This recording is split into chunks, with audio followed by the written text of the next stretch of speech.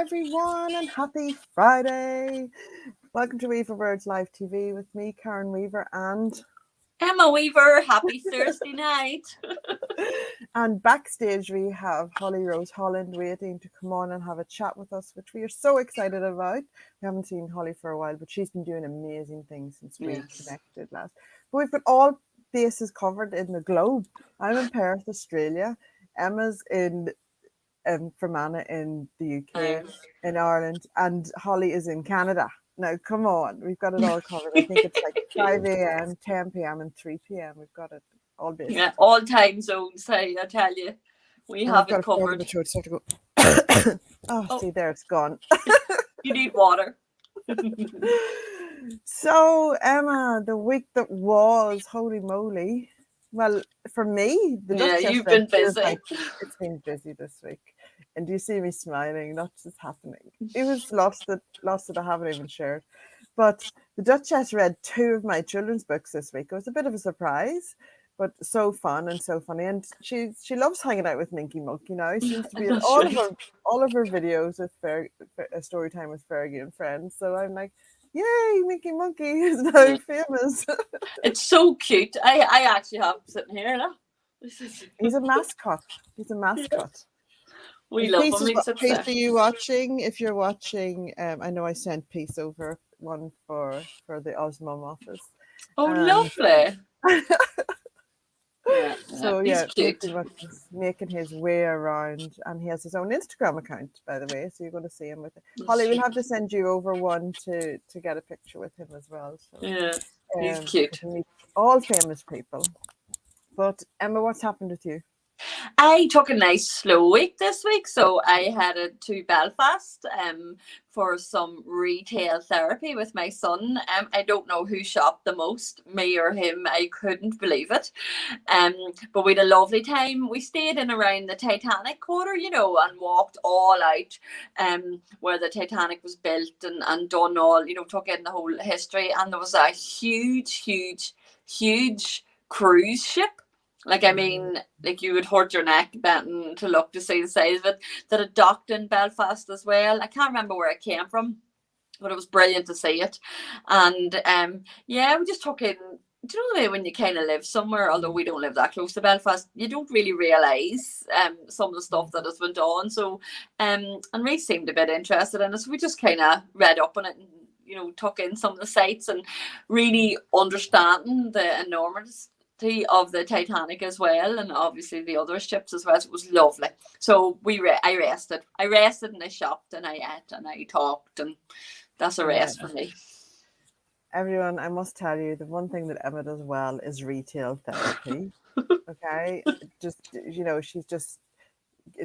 she does shopping in style. I have to admit. Because if you should see that wardrobe and that I seem to have passed it on to Reece because I was like, this is just, I couldn't get over it, but it's good. It's good. I passed it on to my girls when we visited as well. They were like, oh. They're like, we fashionistas. They were like, can we go and hang out with Emma? There's a way to do these things. There is a way to do these things. Absolutely. And Amelia is that as well. She likes it as well. She likes her fashion. It gives them identity too. They like just their own way. Like Amelia's quirky now. She has her own style. And funny, Chloe said that to me last week as well. I love the way you just let her be, which means she's liable to be wearing anything she wants. Yeah, we have done that, gumboots with tutus and fairy rings and everything. Just let them at it. That's okay. So a slower week for me, and that does no harm, I don't think. You kind of get ready to go at it again. So yeah, I had a nice slower week. Yeah, I was writing about that this week, actually, about the cycles of entrepreneurship, but also the cycles in life, and how you just be whenever you're transitioning or when something's coming to, you have to stop and recalibrate and recharge those batteries, and that's exactly what you were doing. Yeah. Then you're ready to go at it again. It's just really valuable. People don't value it enough. A lot of people push through it, and that's how burnout happens. If you're just all of your cycles are like amalgamated, then 100%. yeah, that's how burnout happens, because you're not stopping, because you don't have to be. The pause, the recharge is just as important as the action taking as well. I actually put a post up about that on Mental Wealth International this evening, and it was obviously subconsciously because I had just done it, but that's because Yeah. my posts kind of are scheduled beforehand, and it just all seemed to come this week, and I was laughing. But it does help you put things into perspective. It gives you the rest.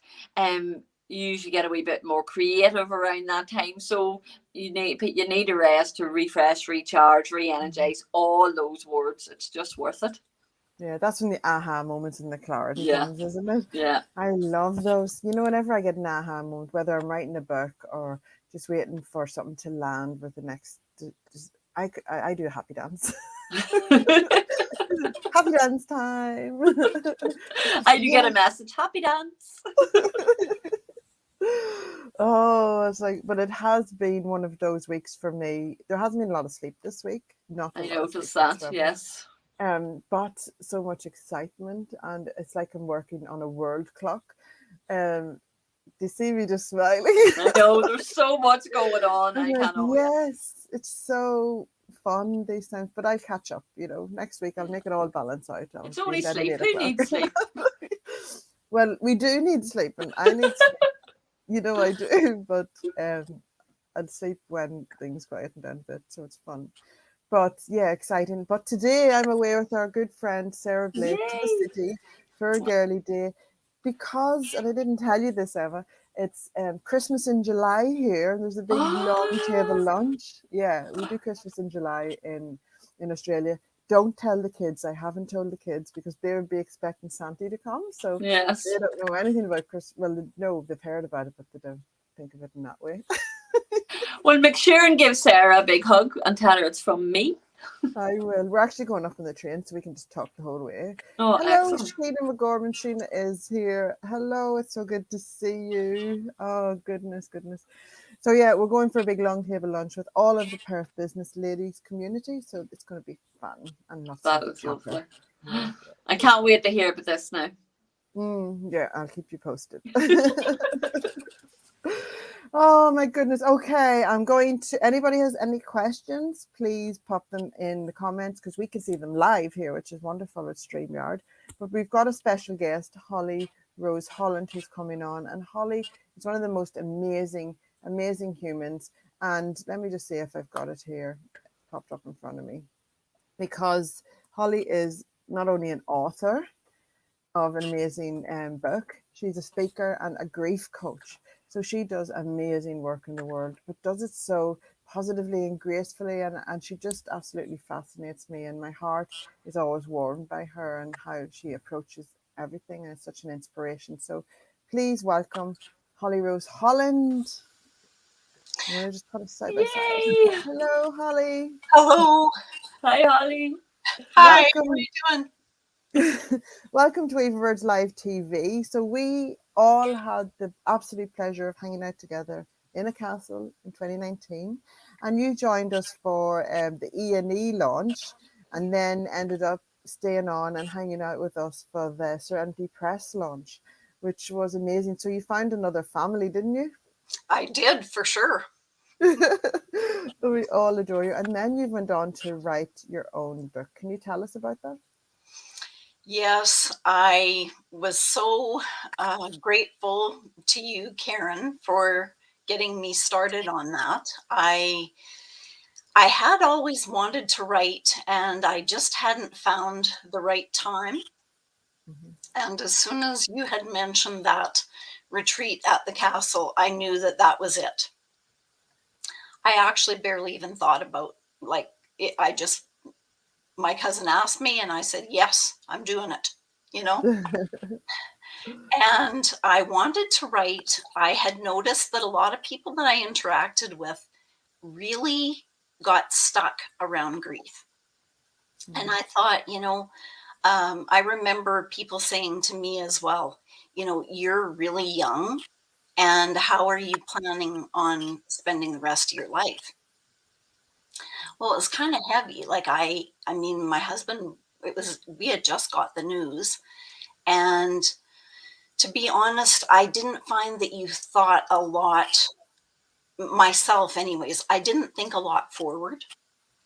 I was staying very much in the moment. And it just seemed like that was the easiest way to process everything, just kind of a day or maybe two at a time. And I just thought there's definitely a need for people to have something that they could read as well. I discovered a lot of information while I was going through the different things. And I thought, I could have used something where it would say what you can, like what you might want to consider ahead. So if you have the opportunity now, you can consider it ahead. If not, you can start with it wherever you're at. And I added a bunch of charts in my book at the back, and you can fill those in, and then that would help you to process the rest. This is really good guidance there based on your personal experience, Holly. And I think, obviously we've wrote books and some of them are on our personal experience. And I think there's no lovelier gift that you can give out to the world is that a book that comes from potentially somewhere of pain through an experience that you've been through to shine the way forward for other people to hopefully make it easier or just less as hard hitting for them. It's a very admirable thing to do, Holly. Oh, thank you.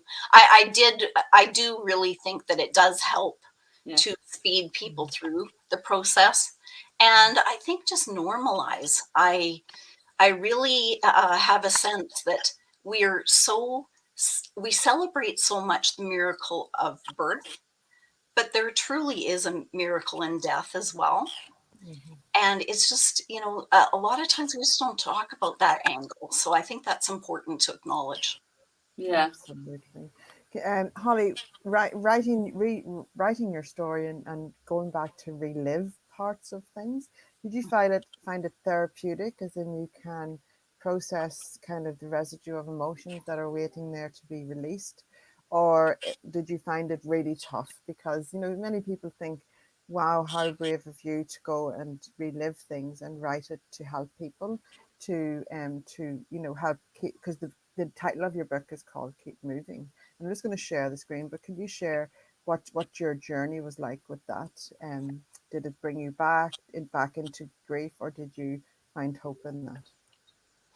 Well, both. I actually thought that I was much farther along in the grief process. Yeah. And thanks for putting that There's up. your book. it's lovely. Isn't it beautiful? It's just so gorgeous. Yeah, there's something really kind of mesmerizing about the cover. Even you'd be drawn to it. Oh, thank you. Yes, like I really thought that I was farther along in the grief, but as I started writing, it really revealed a lot of things about myself as well as the grief process. I really had no idea. I do, as I've connected with more writers, like the two of you, and just I've been finding that people really do discover a lot of things about themselves, regardless of what they're writing, to maybe varying degrees. But it has been so eye-opening, and I really think it has just developed my personality so much. Like when I came to the castle, I thought, okay, I've done this draft. We're going to work on it.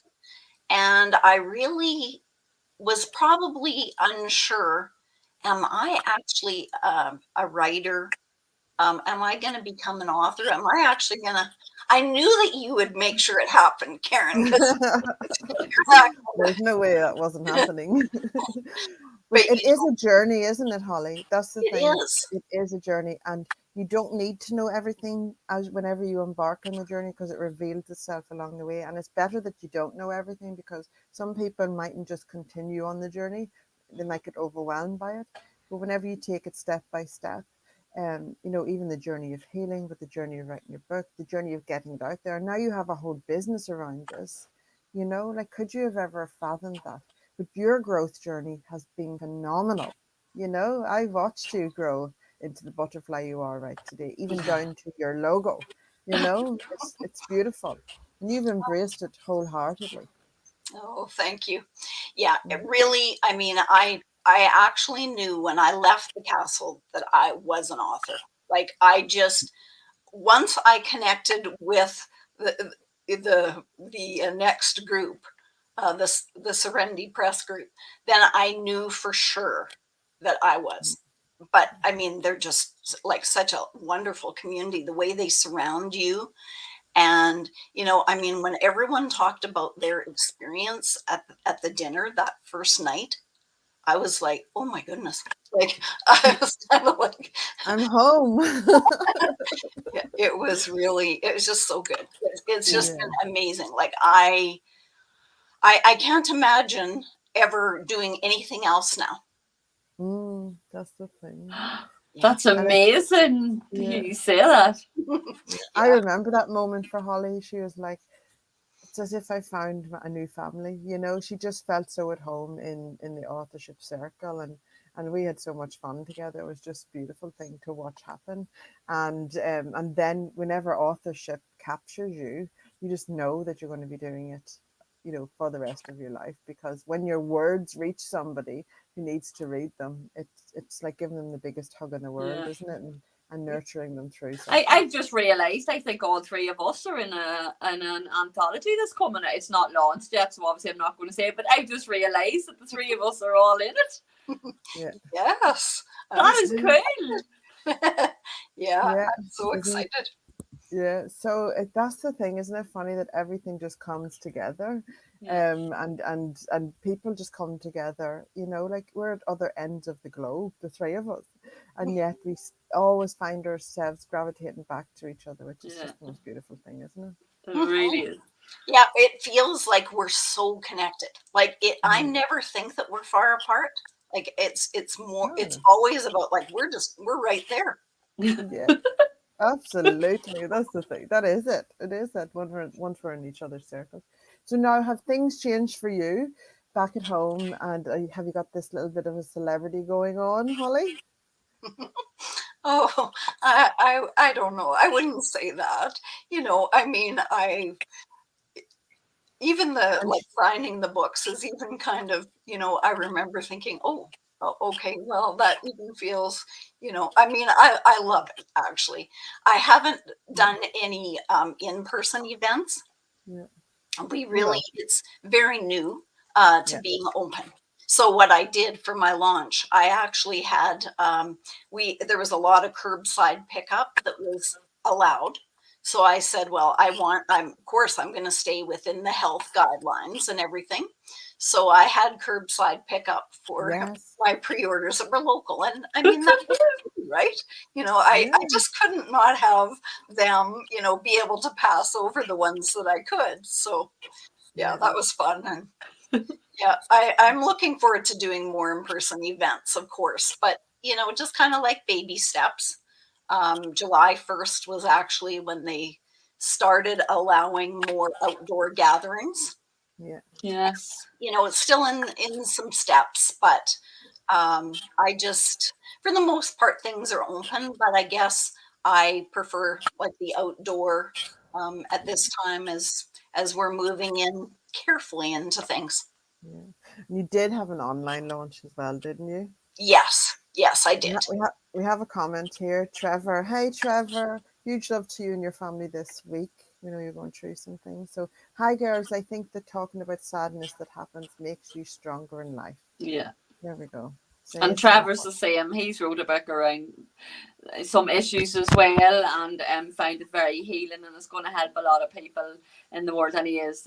Lots of love to you and Gloria this week, Trevor. We know what you are going through. So, but Yeah. yeah. His book's amazing. So, yeah, I can't wait for that to come out. So, yes, awesome work, Trevor. Really good. Yeah. So, Holly, have you any tips for people who are going through grief? You know, the one thing is, I always say, do rather than focusing on the time that you've lost, be grateful for the time that you had. Yeah. You know, there's so many things like your photos, memories that you have. Certainly give yourself the time to grieve. But equally important is be sure to be open to things changing. It's okay to have a new life. You can go on. You can.